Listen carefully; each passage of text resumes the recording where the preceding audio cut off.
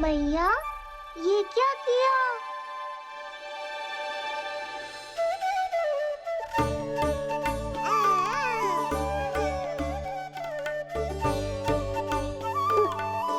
लगता है इसे माखन से अधिक ही प्रेम हो गया है। सावधान यशोदा, कहीं बड़ा होकर माखन चोर ना बन जाइए। माखन चोर क्यों बनेगा मेरा लल्ला? माखन की कोई कमी है क्या हमारे घर में? जितना माखन चाहिए उतना माखन खिलाऊंगी मैं अपने लल्ला को। पर मैया, अभी तो थोड़ा सा भी नहीं चखा रही हो। ये ले। लो, ये भी दाऊ को दे दिया। सुबह तो बोल रही थी कि मैं आपको प्रेम नहीं करता, उल्टा आप अपना सारा प्रेम बलदाऊ पर लुटा रही हो।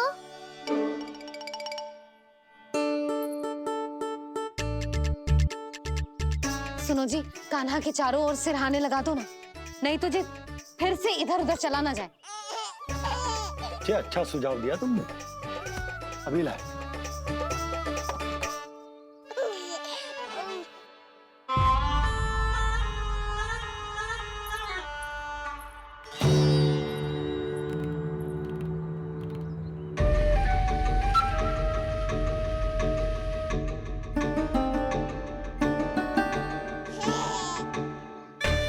इस बालक का वध करके जब मैं मथुरा वापस लौटूंगा तो प्रभु कंस मुझे अपना विशेष विश्वास पात्र तो बनाएंगे ही, पर क्या पता प्रधानमंत्री भी बना दे।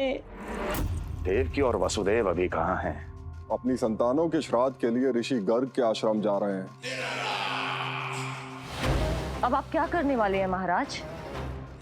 एक बार तो मैंने उन्हें प्राण दान दे दिया। बधाई हो कुंवर जी। अपनी पत्नी के प्राण बचाने में आप सफल हुए। दूसरी बार मैं उन्हें दंड देने निकला तो तुमने मुझे रोक दिया। बुद्धि बल का प्रयोग कीजिए स्वामी, शारीरिक बल की आवश्यकता नहीं। किंतु एक ही भूल को बार बार नहीं दोहराएगा कंस। मथुरा नरेश कंस के इस महल से वसुदेव और देवकी जीवित बाहर नहीं निकलेंगे, केवल उनके शव। कंस मामा, आप उनको छू भी नहीं सकते।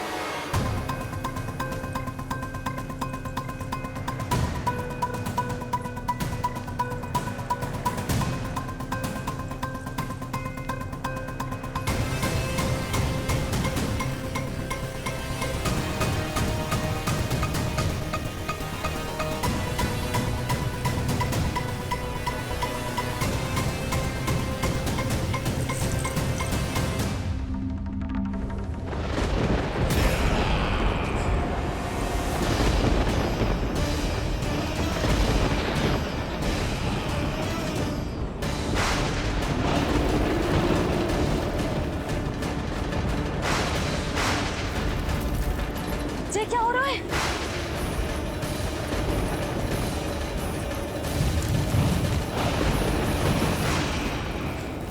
ये क्या हो रहा है?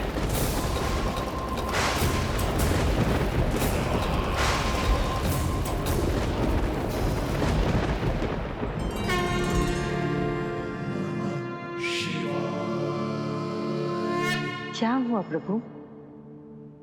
आप अचानक इतने चिंतित क्यों हो गए? कृष्ण ने अपने पांव का अंगूठा अपने मुख में रख लिया है देवी। इसमें चिंतित होने की कोई बात नहीं है प्रभु। ऐसा तो हर बालक कभी ना कभी करता ही है। तो सखा कोई साधारण बालक नहीं है देवी पार्वती, तो भगवान है। यदि वो ऐसे ही अपने अंगूठे को मुख में रखकर खेलते रहे तो अवश्य ही आ जाएगी। कौन आ जाएगी प्रभु? प्रलय आ जाएगी देवी, प्रलय आ जाएगी देवी। हे नारायण जी, क्या हो रहा है?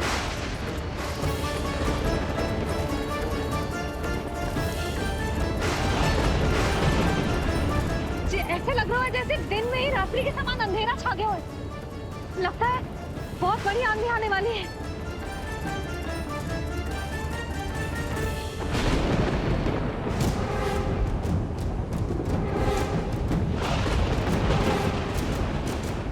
ये भीषण आंधी, ये मूसलाधार वर्षा, तुम दोनों ने ऋषि गर्ग के साथ मिलकर अवश्य कोई योजना बनाई है ना? बोलो बोलो, क्या है वो योजना? बोलो।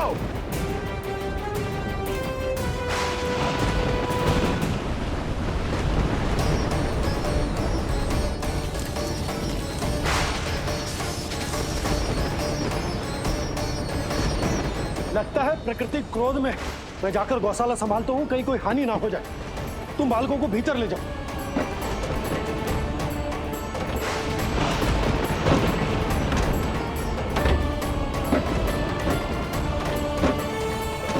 जी द्वार और झरोखे बंद करते हैं। हाँ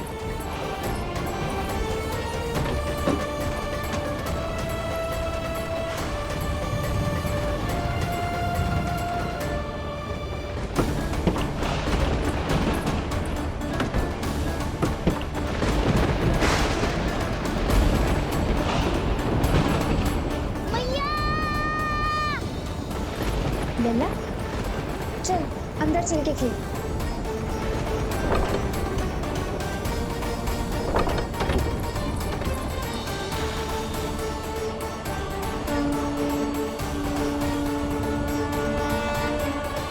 आपके सखा तो ध्यान निद्रा में चले गए हैं प्रभु। इनकी ये अंगूठा चूसने की सामान्य सी क्रिया का कितना घातक प्रभाव पड़ रहा है, इन्हें तो पता भी नहीं है। चाहे जानबूझकर की जाए या अनजाने में हो, सखा की हर लीला के पीछे कोई ना कोई उद्देश्य अवश्य छिपा होता है। पर ऐसा लगता है देवी जैसे उनकी इस लीला के पीछे एक नहीं अनेक उद्देश्य छिपे हैं।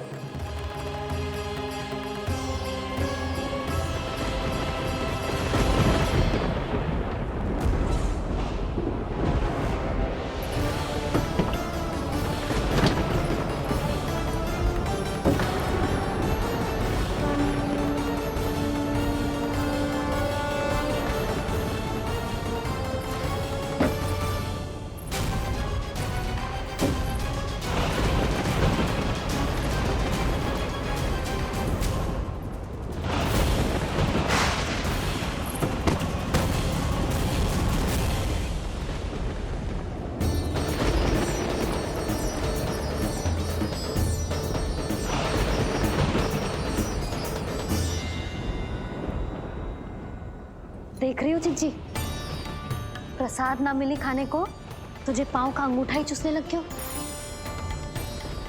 कान्हा, ये क्या कर रहे हो है? अंगूठा मुंह से निकाल दे लल्ला। ये अच्छी बात ना है कान्हा।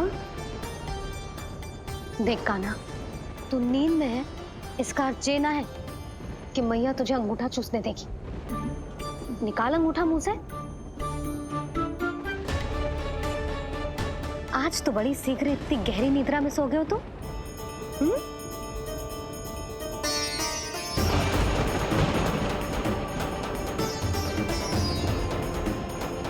देख रही हो ना चिच्ची, अंगूठा मुंह से निकालने को तैयार ही ना जी। ऐसा क्या आनंद मिल रहा है?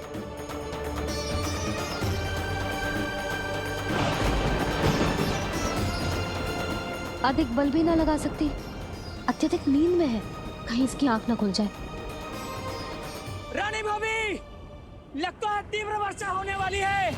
मैं और भोला भैया के साथ अगले निकल रहे हैं। हो सकता है उन्हें हमारी आवश्यकता हो। हाँ हाँ चलो बोला। चिच्ची, तीव्र वर्षा आरंभ होने से पहले आप और बरदाऊ निकल जाओ। ठीक है, किंतु तुम भी सतर्क रहना। हाँ, आप भी ध्यान से जाओ।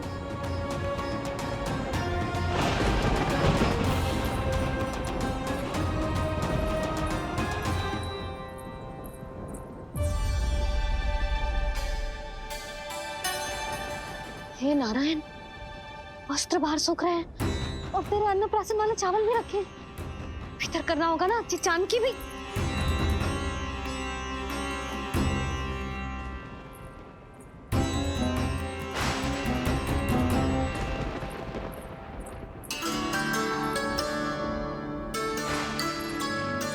लल्ला, वैसे जी बहुत बुरी बात है। अंगूठा मुंह से बाहर निकाल।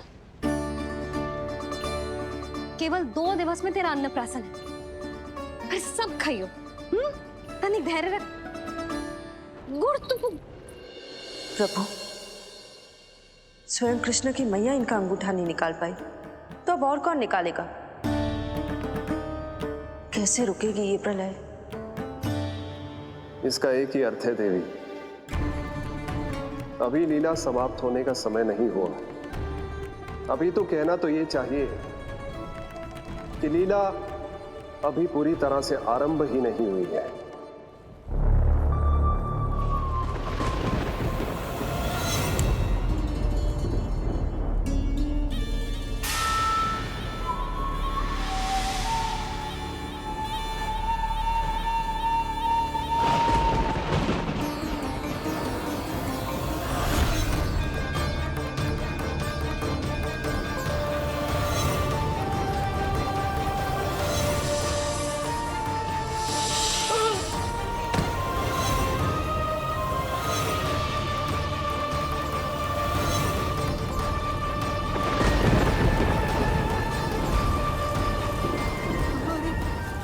कंस ने प्रलय बुला ली।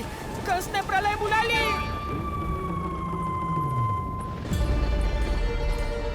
हे नारायण, जे वर्षा तो रुकने वाली ना है। जे गुड़ और गेहूं भीतर रख देती हूँ।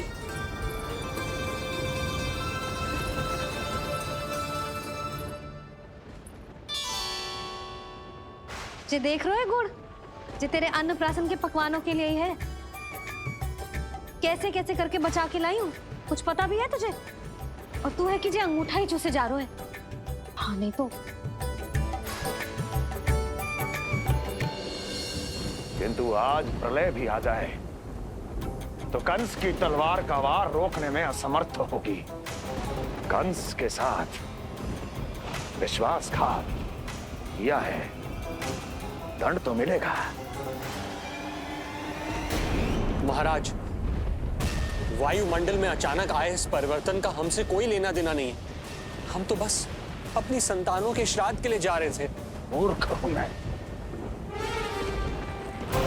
मूर्ख हूं मैं। कंस एक मूर्ख है, मूर्ख हूं मैं। अब अच्छी तरह जानता हूं मैं, श्राद्ध केवल एक बहाना है। किंतु सत्य यह है कि तुम और वो ऋषि गर्ग मिलकर मेरे विरुद्ध एक षड्यंत्र रच रहे हो, और ये तुम्हारी योजना है। भैया, ये आप क्या कह रहे हैं? कैसा षड्यंत्र, कैसी योजना? हम तो केवल श्राद्ध के लिए गए थे। बहुत अवसर दिए मैंने तुम दोनों को, किंतु तुमने बार बार बार बार बार बार मुझे मूर्ख बनाया। इसलिए अब मैं अवसर दूंगा अपनी इस तलवार को।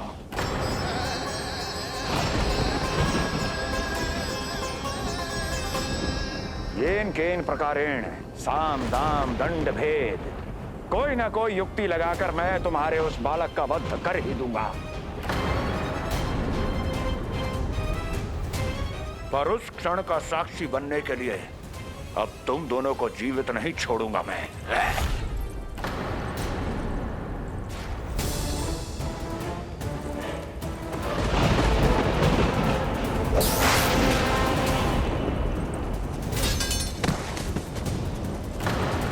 स्वामी,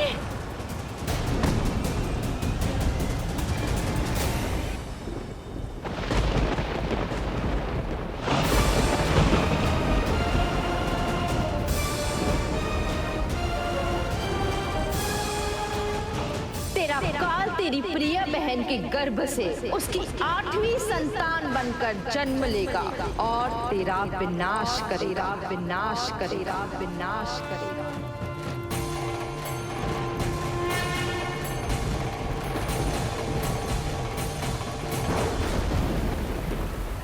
प्रलय आने वाली है, प्रलय आने वाली है, प्रलय आने वाली है।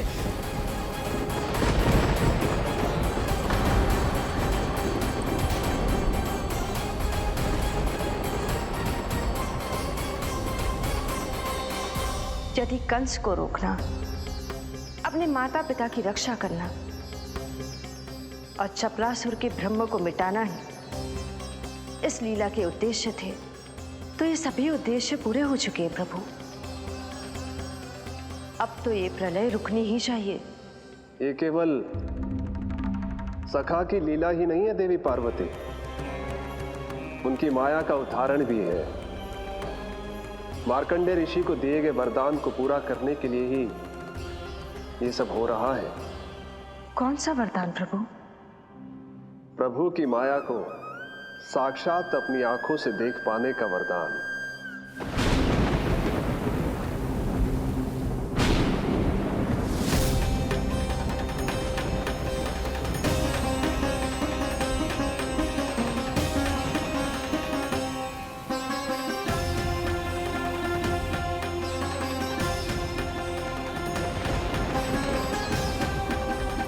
हे नारायण, क्या ये प्रलय है? क्या संसार समाप्त हो रहा है? तो फिर मुझे मिले इस जीवन का क्या अर्थ है?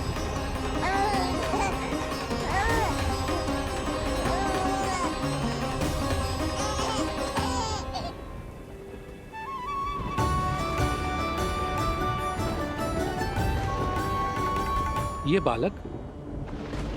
बालक यहां कहां से आया?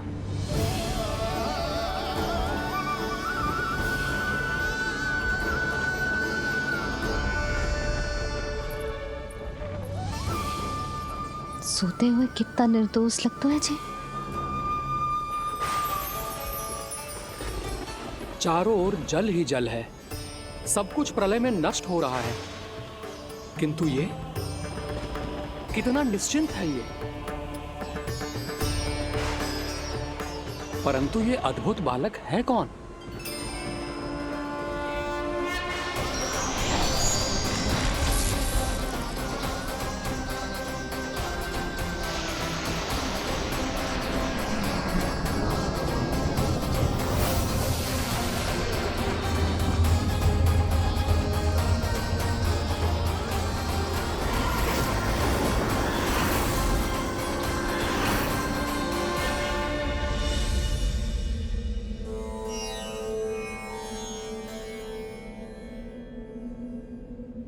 जिन घने काले बादलों ने आकाश को घेरा हुआ था, कहां गए वो?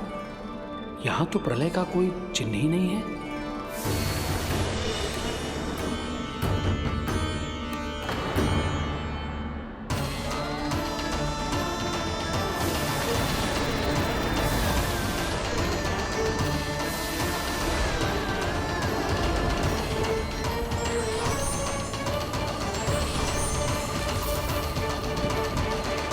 ये आप ही की माया थी ना प्रभु?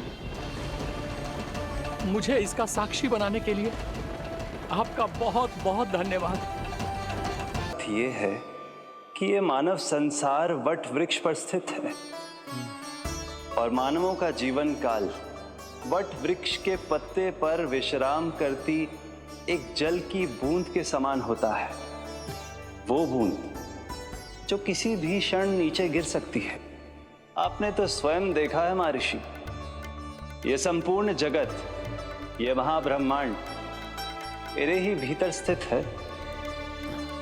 ये उदाहरण है इस बात का कि जो दिखता है उसके कई स्वरूप होते हैं। जो आज आप देख रहे हैं वो पहले भी हो चुका है और आगे भी होगा।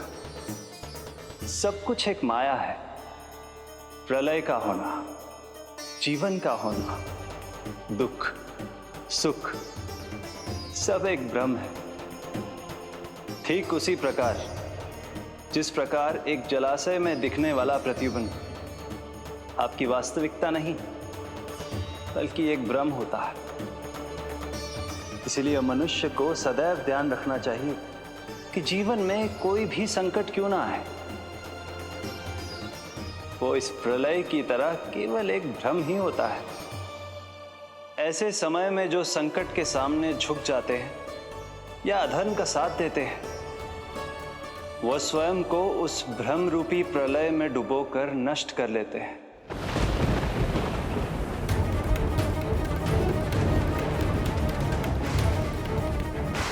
पर जो मेरी शरण में आकर संकटों का सामना करते हैं, वो स्वयं को कठिन से कठिन प्रलय से भी उभार लेते हैं। किंतु प्रभु, सभी व्यक्तियों में संकटों का सामना करने का साहस नहीं होता। कृपा करके आप कुछ ऐसा कीजिए जिससे आपके भक्तों को इतना बल मिले कि वो कठिन से कठिन परिस्थितियों का सामना भी सहर्ष कर सकें। मैं वरदान देता हूं महर्षि, पीपल के पत्ते पर बाल कृष्ण की इस छवि का स्मरण मेरे जो भी भक्त करेंगे, उनके साथ मेरा आशीर्वाद सदैव बना रहे। वो चाहे कितनी भी कठिन परिस्थिति में क्यों ना फंसे, बाल कृष्ण की ये छवि उन्हें उससे उभर पाने में सामर्थ्य प्रदान करेंगे।